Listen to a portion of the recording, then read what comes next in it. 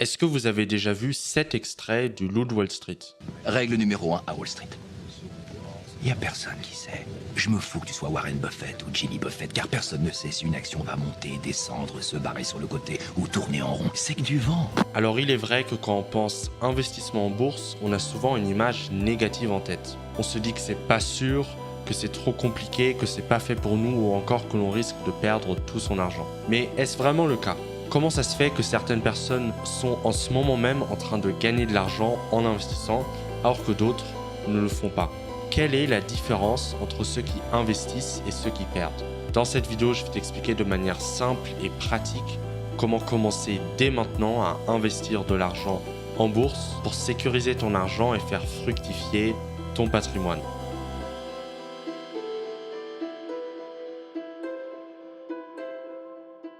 Alors l'investissement en bourse, tu vas voir, c'est très simple. Il y a ce qu'on appelle des actions. Une action, c'est quoi? C'est tout simplement une part d'une entreprise. Par exemple, certaines entreprises comme disons Microsoft ou par exemple Apple ont décidé d'entrer en bourse. Ça veut dire que n'importe qui peut acheter une part de l'entreprise, une partie de la détention de l'entreprise avec une certaine somme d'argent. Une part d'entreprise coûte plus ou moins cher selon les différentes entreprises et selon le cours de la bourse, selon le prix que les gens pensent est le plus juste par rapport à une part d'entreprise. Mais on peut très bien acheter 0,3% d'une part d'entreprise, même si une part d'entreprise vaut 100 euros. Tu n'es donc pas obligé d'acheter 100 euros de Apple. Tu peux par exemple investir seulement 30 euros et avoir 0,3% de la part d'entreprise. Alors ce qu'il faut comprendre, c'est que quand on investit en bourse, on investit dans quelque chose de plutôt concret. Des entreprises qui travaillent tous les jours pour faire fructifier leur chiffre d'affaires, des centaines de milliers d'employés qui travaillent tous les jours pour innover ou produire de la valeur. Le but du jeu quand on investit en bourse, c'est de faire en sorte de miser sur une action qui va monter.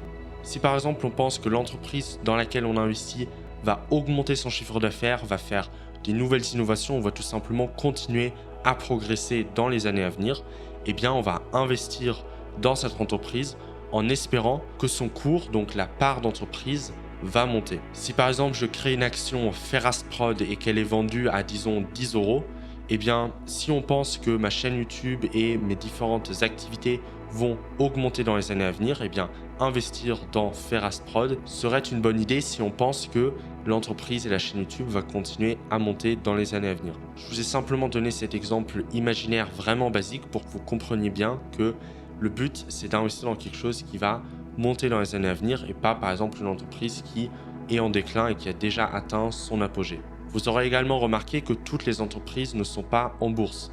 Par exemple, la marque de piano Steinway n'est pas entrée en bourse, du moins pour l'instant. Par contre, d'autres marques comme Microsoft, par exemple Apple que j'ai cité précédemment, eh bien eux sont entrés en bourse.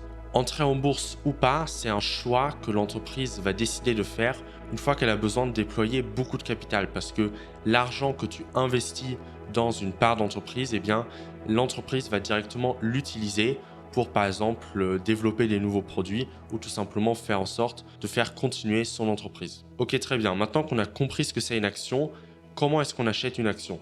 Est-ce qu'on va, par exemple, dans un Apple Store et on demande d'acheter les actions Apple? Non. Il y a ce qu'on appelle des brokers qui sont des services qui te permettent d'acheter des actions. Ce sont souvent des applications ou des sites sur lesquels tu peux directement acheter des actions. Je vous mettrai en description le broker que j'utilise en ce moment même. Je ne peux pas vous dire lequel c'est puisque je vais le mettre à jour régulièrement. Ce que je veux dire par là, c'est que si par exemple demain je décide de changer de broker, eh bien je vais changer le lien dans la description pour que vous ayez, à chaque fois que vous cliquez dans cette description, le broker que j'utilise en ce moment même et qui est selon moi le plus fiable. Je n'ai vraiment aucun intérêt financier à vous conseiller l'un plutôt que l'autre puisqu'ils possèdent tous un lien de parrainage. Donc peu importe le broker sur lequel vous allez tomber dans le lien de la description, en général, ils ont tous un lien de parrainage. Donc si vous voulez utiliser le broker que j'utilise en ce moment même, cliquez sur le lien de la description et vous allez tout de suite tomber sur un lien pour vous connecter et créer un compte avec ce broker.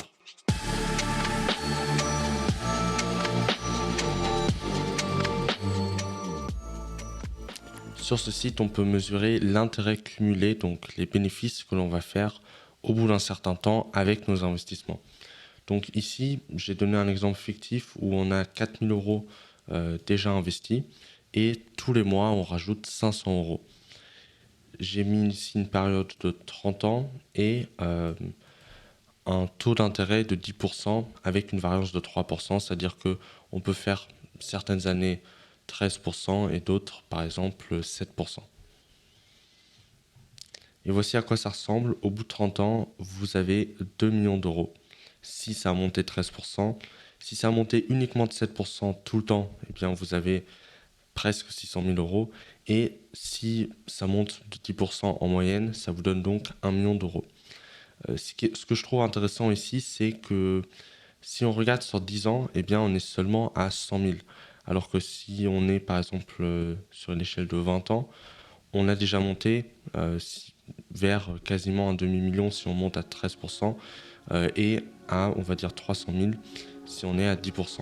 Donc c'est vraiment pour vous montrer ici que plus on détient un actif longtemps et plus ça va monter exponentiellement. Ce que tu viens de voir, c'est la puissance des effets cumulés.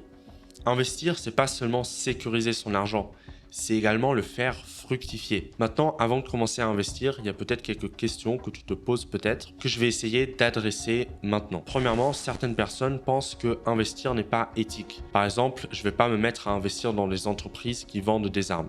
Eh bien justement, ce que j'aimerais te faire comprendre, c'est qu'il n'y a pas vraiment d'éthique ou pas quand on investit en bourse. Quand on investit en bourse, on investit surtout dans des entreprises qui nous semblent, nous, bien. La bourse en soi n'est pas mal. Ce qui peut être mal, c'est par exemple l'entreprise dans laquelle on investit. Du coup, si tu n'as pas envie d'investir dans certaines entreprises, libre à toi de ne pas investir dans ces entreprises qui te semblent pas éthiques. La prochaine question que j'aimerais adresser avec vous, c'est le risque quand on investit en bourse. Est-ce que investir en bourse est risqué? La réponse courte, c'est oui et non.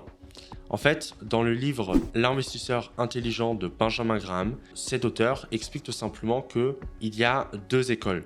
L'investissement sur le long terme et l'investissement sur le court terme. L'investissement sur le court terme, c'est ce qu'on appelle le trading, c'est-à-dire acheter une action et espérer qu'elle va monter dans 2 ou 3 jours. Ça, c'est effectivement risqué, il faut beaucoup de compétences pour pouvoir faire du trading, compétences d'ailleurs que je ne possède pas. Mais l'investissement sur le long terme est complètement différent. Quand on investit sur le long terme, on va tout simplement essayer de se baser sur des choses réelles. C'est-à-dire, est-ce qu'une entreprise a des employés et un PDG compétent? Est-ce que l'entreprise est bien positionnée sur le marché, etc. L'objectif quand on investit à long terme, c'est de faire en sorte de prendre une entreprise qui va monter dans, disons, les 5 à 10 années, voire 20 années à venir. Maintenant que toutes ces questions ont été traitées, on va commencer à investir. Alors, comme j'ai dit juste avant, on peut investir dans des entreprises individuelles. Si par exemple, tu connais bien une entreprise et tu es sûr que cette entreprise va continuer à croître dans les années à venir, eh bien, tu peux décider de choisir individuellement chaque entreprise. Mais il y a une autre stratégie qui consiste à investir directement dans tout le marché. Parce que dans la grande globalité, le marché monte. Même s'il y a une crise économique, si par exemple on regarde la crise économique de 2008, ou par exemple la crise qu'il y a eu lors du Covid, eh bien on peut voir que le marché général a effectivement baissé, mais qu'il a remonté ensuite. Et comme notre objectif c'est d'investir sur le long terme, eh bien investir dans le marché général, ça serait peut-être une bonne stratégie quand on est complètement débutant en bourse.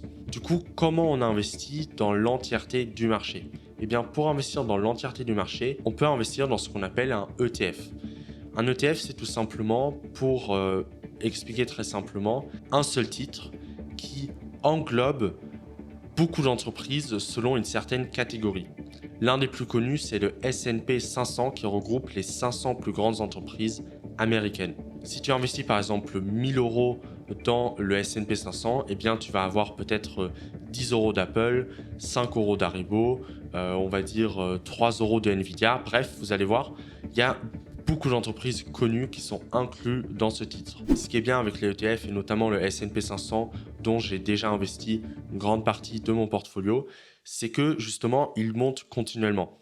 Parce qu'il peut effectivement baisser durant certaines crises, mais si on regarde la courbe globale, eh bien, il peut monter de 7 jusqu'à 15% tous les ans. Si par exemple, tu décides d'investir 1000 euros au bout d'un an, eh bien, tu vas récupérer 100 euros s'il a monté de 10%.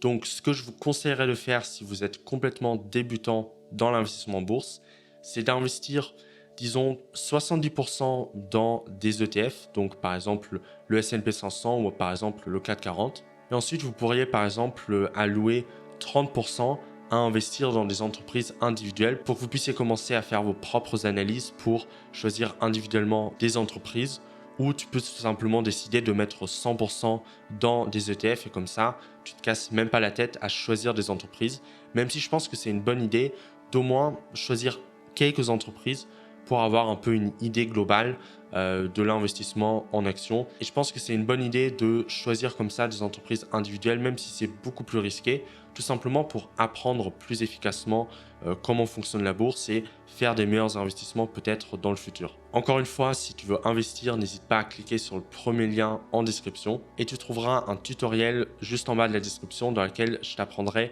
à créer justement un compte sur ce fameux broker que j'ai mis en description. Et donc, si par exemple je change de broker, encore une fois, eh bien, le tutoriel va également changer vers ce nouveau broker si je choisis de changer. Si tu vas aller plus loin, tu peux regarder cette vidéo qui est le tutoriel du broker que j'utilise en ce moment même.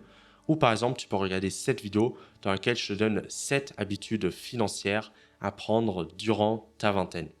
Et n'oublie jamais, ça commence par toi, tes compétences et ce que tu en fais.